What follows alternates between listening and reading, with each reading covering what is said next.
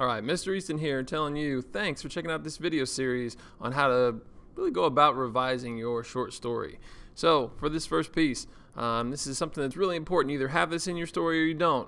We're looking for you to mention the theme statement that you wrote from earlier. You wrote it on an activity that we did where we paired up and we got to share our themes with other people, and they kind of gave you ideas for your story, so it should be on that page.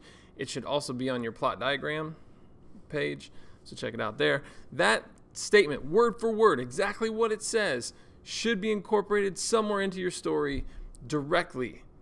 So what does that mean?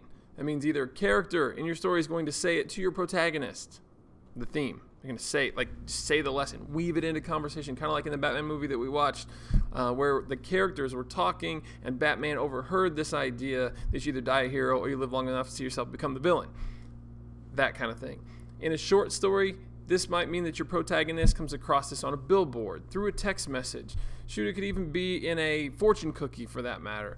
But in a lot of cases, it ends up being someone who is older, wiser, someone who is the opposite in the way that they kind of like understand the world from the protagonist. And that protagonist is then going to be confronted with that lesson. And really what this does, true story, is it lets the reader know what the theme is and how they should sort of view the rest of this story moving forward, which means that this theme statement, directly stated, needs to be at the beginning of the story somewhere, and probably on the first page. So if you get to the end of the first page, you haven't incorporated this, you need to go back, try to add that theme statement word for word somewhere in some capacity so that your protagonist can be confronted with that idea before the action really takes off.